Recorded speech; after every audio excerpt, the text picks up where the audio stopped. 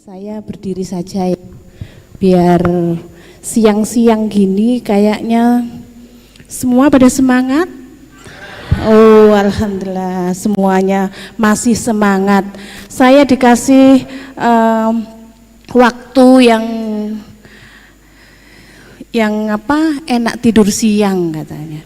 Jadi saya tadi itu bingung, waduh saya apakah harus menina bubukkan gitu. Tapi saya lihat ini semuanya pada semangat, jadi saya harus semangat juga. Selamat siang semuanya, sehat selalu. Saya tadi sudah mendengarkan, sungguh sangat luar biasa. Katanya kalau tak kenal maka tak sayang. Oke, saya akan memperkenalkan diri saya. Saya namanya Wilu Ulandari. Saya dari Dinas Sosial Kabupaten Malang.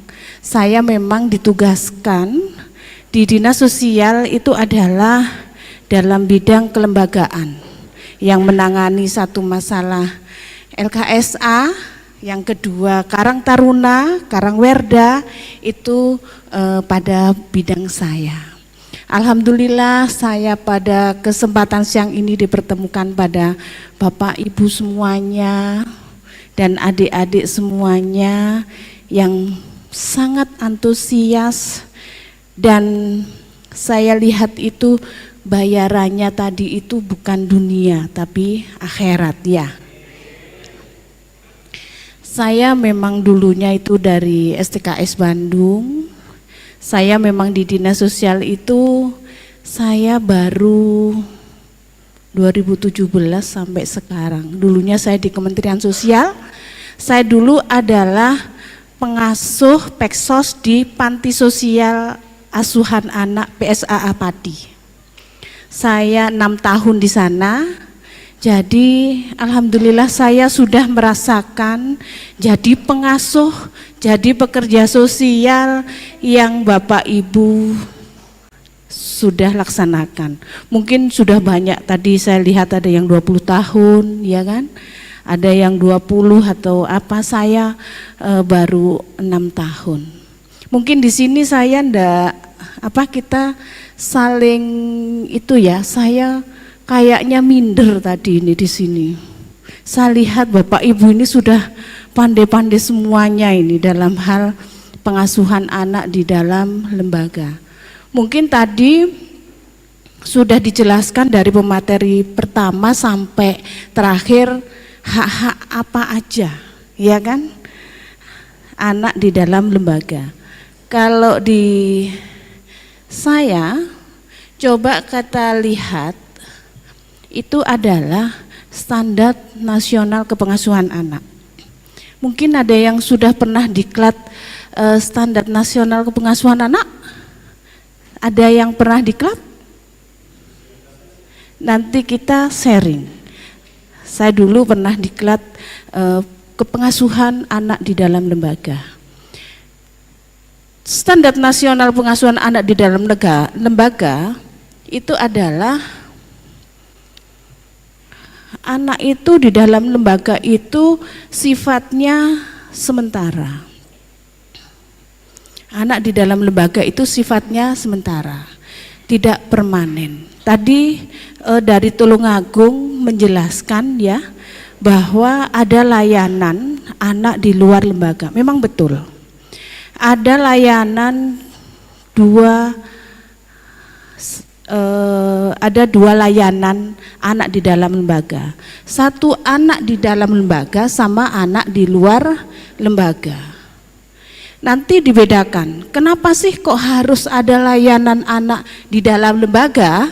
Kenapa kok harus ada layanan anak di luar lembaga? Karena anak itu kan harus kita lindungi, ya kan? Tadi mungkin semuanya setuju kan kalau anak itu harus kita dilindungi.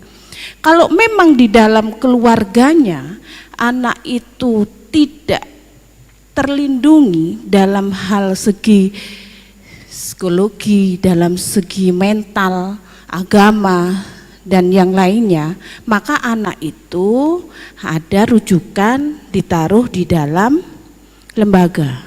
Akan tetapi kalau keluarga itu sudah merasa sudah cukup cuma dari segi ekonomi aja,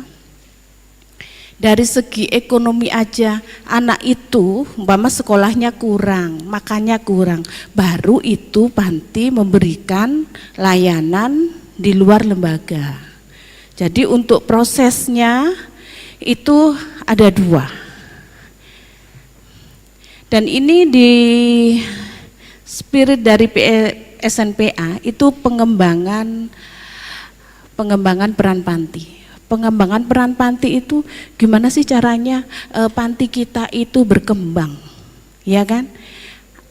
Apa yang harus dilakukan di dalam lembaga, yaitu adanya akreditasi, optimalisasi peran dinas sosial.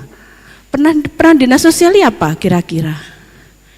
Mungkin nggak terlalu berperan ya, tapi peran dinas sosial itu adalah dalam hal proses pengurusan izin. Betul mboten? Pembinaan, koordinasi itu adalah peran dinas sosial. Izin operasional lembaga itu kalau nggak ada dinas sosial, nggak ada rekomendasi dari dinas sosial, mungkin tidak bisa, ya kan?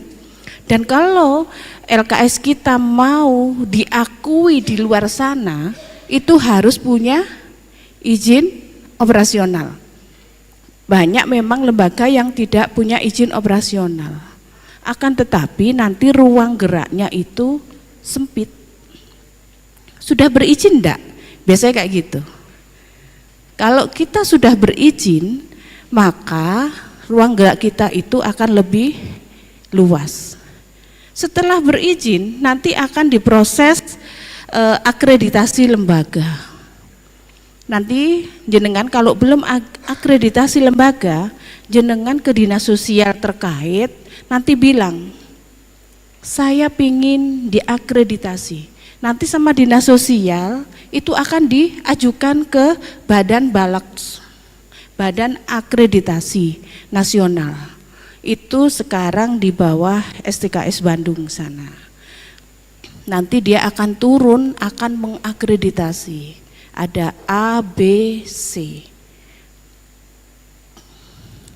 Ini ada pemberian pedoman bagi LKSA dalam melaksanakan perannya, memperkuat pemenuhan hak anak, mendukung pengasuhan berbasis keluarga, yaitu tadi ada anak yang di dalam lembaga sama anak yang di luar lembaga, yaitu yang berbasis keluarga tadi.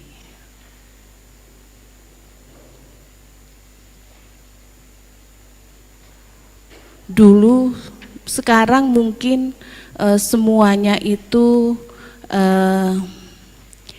apa sih LKSA, apa sih panti gitu ya. Kayaknya LKSA itu masih, LKS itu masih belum familiar. Dulu itu sukanya panti. Sebetulnya panti sama LKSA itu sama aja, untuk memperhalus saja. Kalau dulu orang gila ya, sekarang ODGJ, diperhalus, orang dengan gangguan kejiwaan, kayak gitu. Jadi sukat layanan anak keluarga terakhir dari kontes adalah yang sekarang disebut LKSA. Ini mungkin nanti bisa dikopi, ya kan? Kita karena waktunya nggak terlalu panjang, jadi ini nanti bisa dikopi aja. Nanti saya kasihkan pengasuhan berbasis LKSA.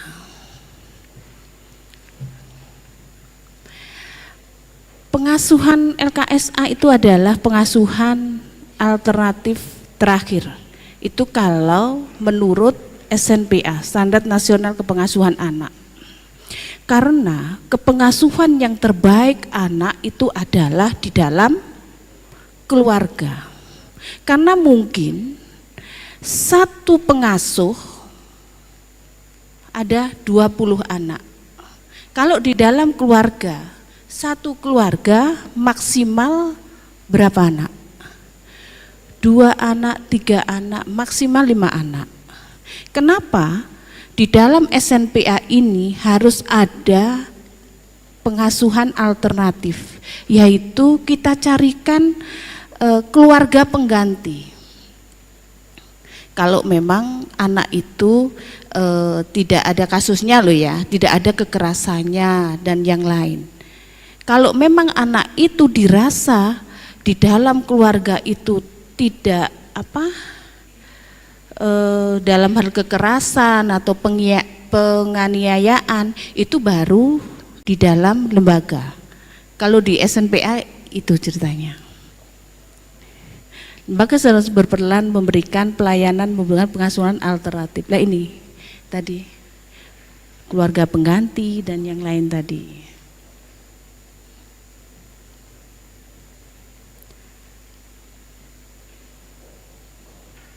Penggunaan standar.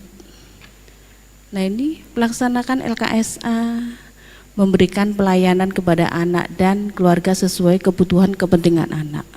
Kebutuhannya apa? Sandang, pangan, ya semuanya lah. Pendidikan, rasa aman.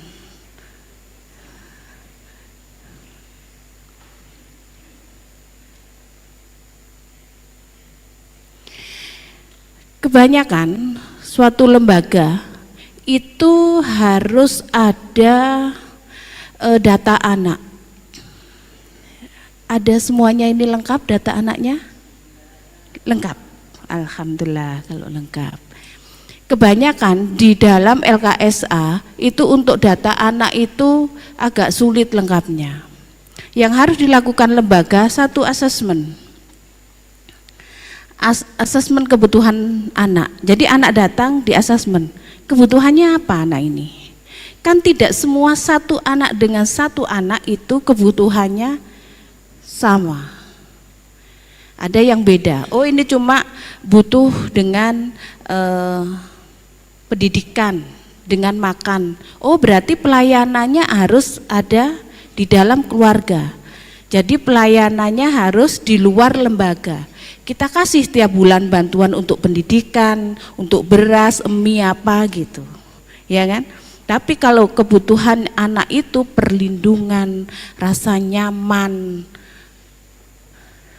karena itu sudah berpengaruh pada mental anak, maka itu nanti anak itu di dalam lembaga. Jadi kita kalau mensurvei anak itu harus kita asesmen awal dulu. Apa sih kebutuhan anak itu? Kan macam-macam, beda-beda.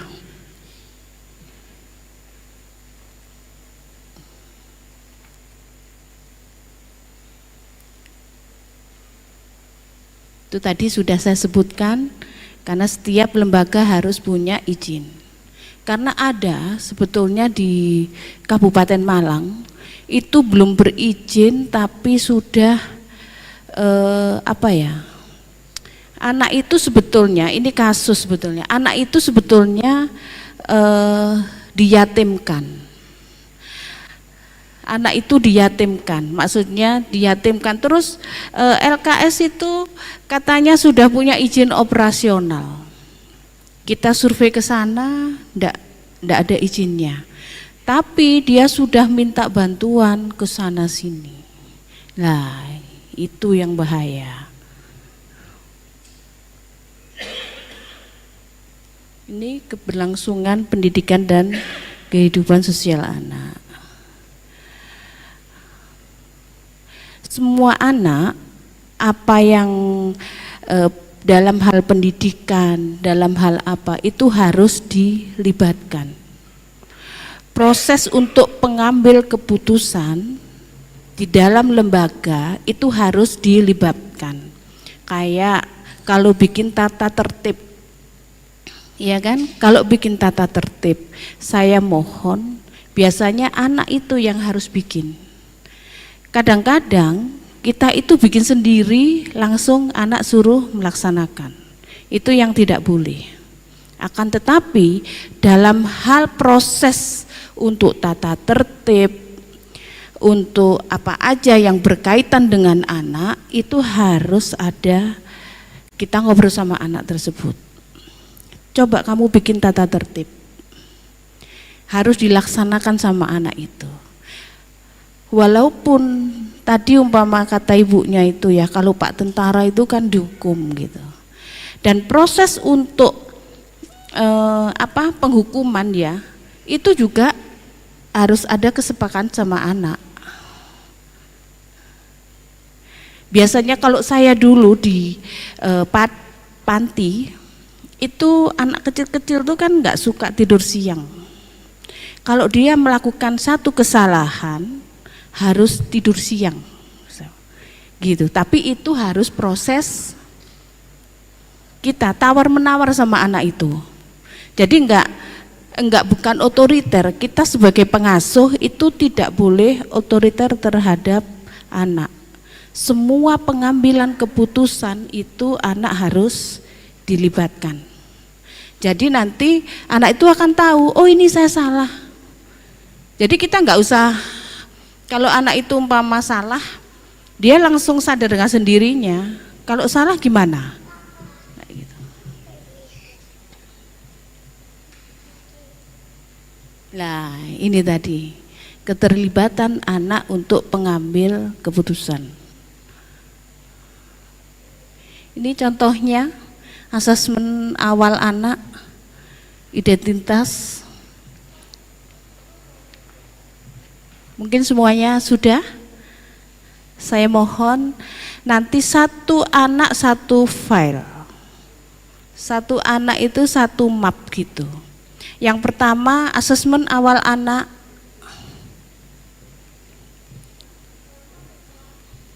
Ini deskripsi. Deskripsi itu adalah menceritakan gimana anak itu sampai masuk ke dalam lembaga. Riwayat anak tersebut sampai masuk ke dalam lembaga. Kenapa? Oh, saya pernah dulu ini yang SS ini, dia dibuang ibunya. Terus dia ada ibu angkat pertama, ternyata ibu angkat pertama itu nggak tanggung jawab, diambil sama ibu angkat kedua.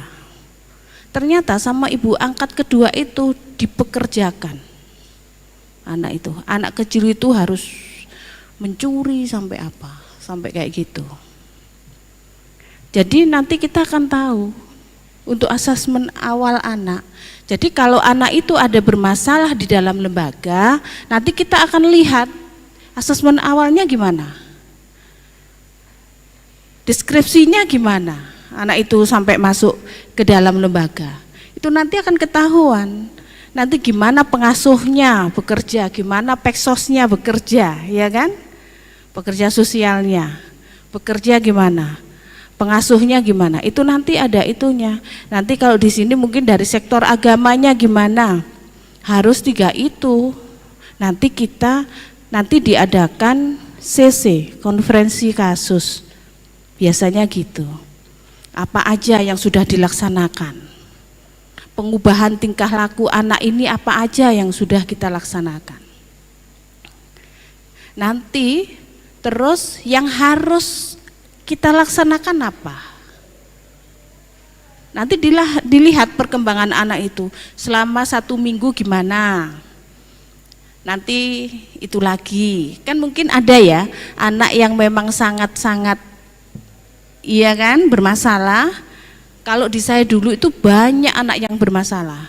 Karena anak yang tidak bermasalah kita kasih layanan di luar lembaga. Jadi anak yang di dalam lembaga itu adalah anak yang sangat-sangat luar biasa.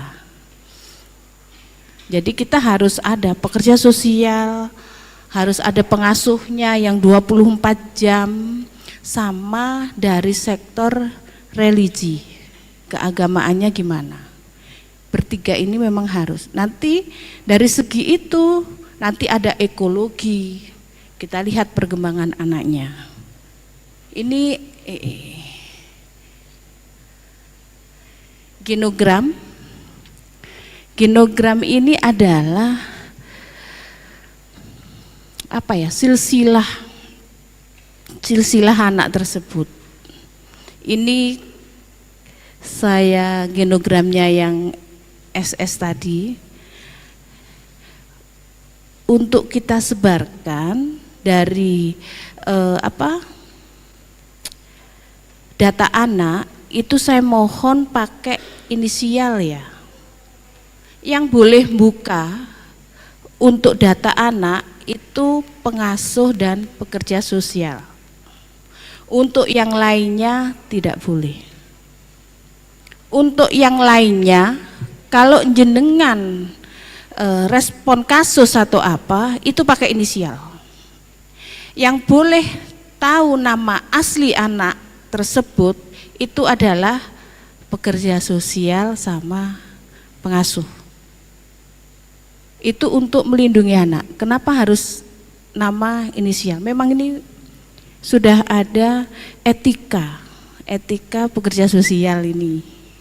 Ya, kalau nanti ada sesi lain ada etika apa yang harus dilakukan pekerja sosial. Ini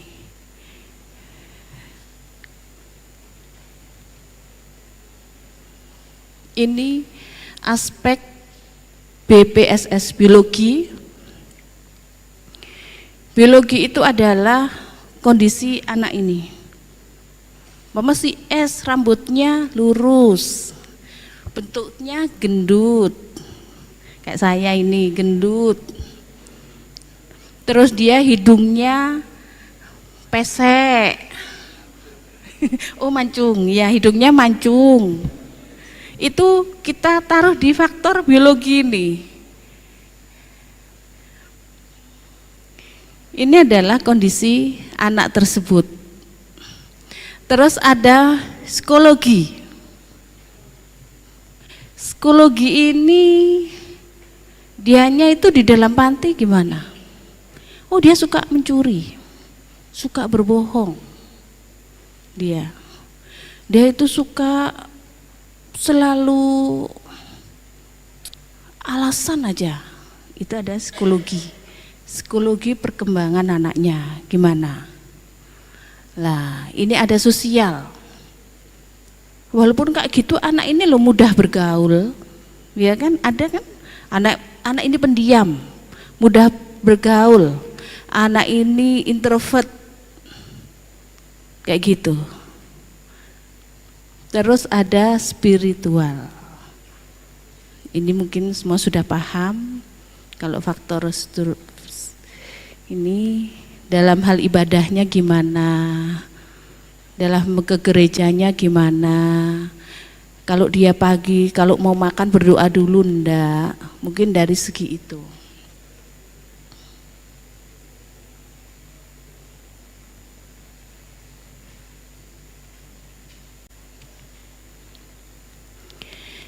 Ini kalau ada anak yang memang sangat bermasalah di dalam lembaga, itu kita melaksanakan jenengan mesti Bapak Ibu biasanya ada kan yang jadi pengasuh, jadi peksos, jadi itu gitu ya Bu ya.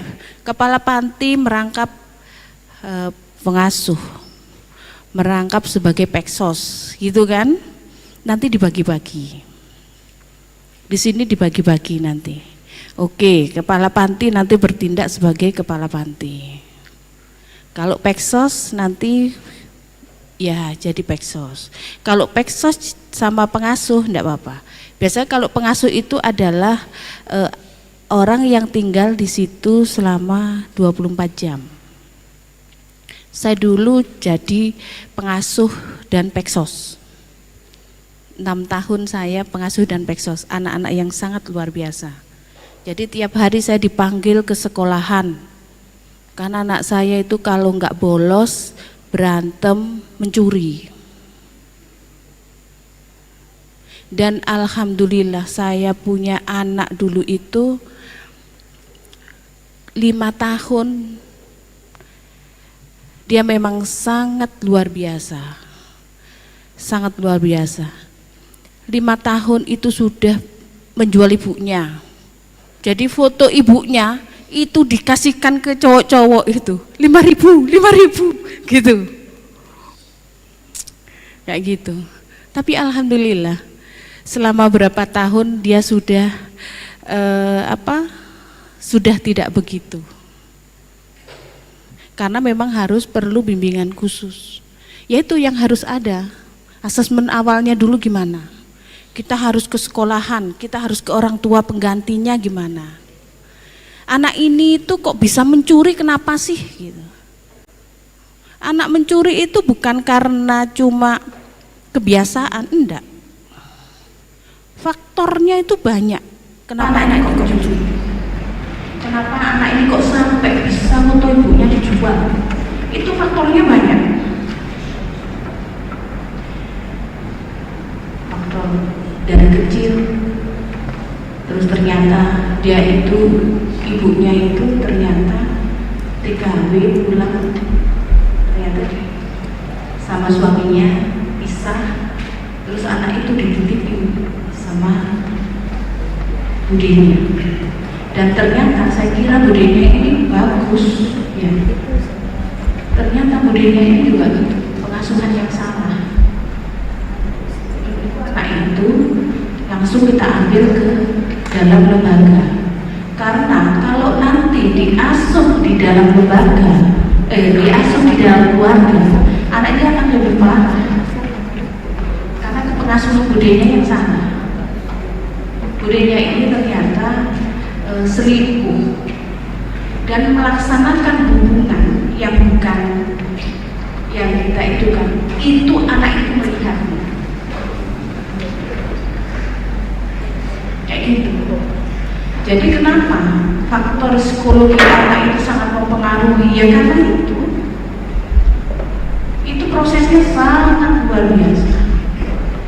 Saya pernah, anak ini kan suka mencuri. Saya pernah bawa anak ini ke Polres, pura-pura saya hukumkan. Itu untuk perubahan tingkah laku. Tapi kita sudah ada kerjasama sama pihak kepolisian. Jangan langsung bawa ini di itu enggak. Jadi kita takut-takut. Bukan kita nakut-nakutin apa ya, untuk ada tahapnya untuk perubahan tingkah laku. Dan alhamdulillah anak tersebut nggak berani mencurinya sudah hilang. Padahal di depan itu kan, di panti saya itu depannya kan ada SDLB. Di SDLB itu kan ada orang jualan itu dibuka, itu dicuri. Luar biasa kan? Anak ini masih SD kelas 1. Ini bukan anak SMA loh yang saya bicarakan. Ini anak SD kelas 1. Dia sudah bisa pikir untuk mencuri. Ada salah satu pengasuh bilang, oh anak ini enggak berani kok nyuri di rumah saya, gitu kan? Akan tetapi ada pengasuh lain itu merekam mobil itu ditutup, dicongkel sama anak itu. Uang di dalam mobil diambil. Itu kalau tidak kita melakukan secara bertahap, kalau nggak kita bekerja sama antara pengasuh, peksos dan agamanya, anak ini nggak bisa, anak ini akan terus parah. Tapi alhamdulillah selama 3 tahun perubahan tingkah laku, dia mencurinya udah enggak. Memang anaknya kurang, anaknya cuanak, anaknya sangat baik. Ini ya, identitas, permasalahan, waktu di dalam panti, tindakan ini yang bermasalah tadi. Jangan kalau udah melakukan sesi itu ini itunya. Bisa kalau ini kurang, jangan tambah, tidak apa-apa. Yang sesuai dengan kebutuhan anak tersebut.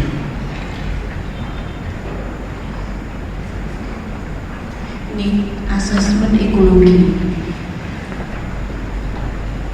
Asesmen ekologi itu adalah gimana apa aja yang sangat berpengaruh terhadap anak tersebut. Kalau ada permasalahan, satu asesmen ekologi, yaitu dulu teknologi, budaya, media, sekolah, ya kan?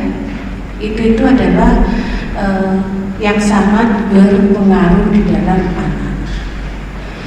Pertama, anak itu yang sangat berpengaruh apa? Tingkah laku anak itu pertama itu apa ya? Yang membuat tingkah laku anak itu loh apa? Coba di dalam apa? Kurang paham ya? Saya ngomongnya bingung gitu. Yang sangat mempengaruhi tingkah laku anak itu apa coba? Dalam lingkungan apa? Keluarga. Ya. Pertama itu adalah lingkungan keluarga. Nanti kalau anak itu sudah besar, baru lingkungan masyarakat, tetangganya. Besar lagi teman, ya kan? Media sosial apa? Itu yang sangat mempengaruhi tingkah laku anak. Kenapa? Kalau anak udah besar-besar gini, kadang-kadang sama keluarganya ini agak jauh, sama ibu bapaknya agak jauh, karena memang dia itu percaya sama temennya, betul kan? Dia curhatnya sama temennya, gak curhatnya sama ibu. Kalau kecil, bu, pak gitu. Tapi kalau sudah besar ini, sama ibu bapaknya ini kayak musuh kayaknya. Enggak kan? Tapi curhatnya yang dipercaya itu adalah sama teman.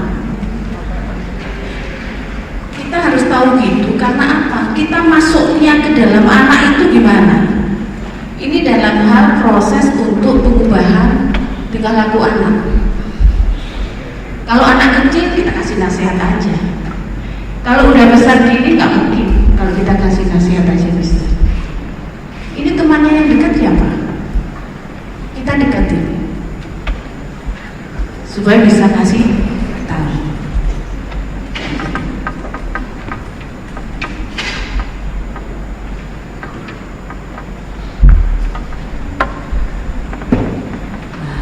Ini tadi anak, orang tua, guru, tetangga, komunitas teman, pemerintah, sekolah. Baru kalau udah besar yang berpengaruh ini ada iris-irisannya. Nah, mungkin dari saya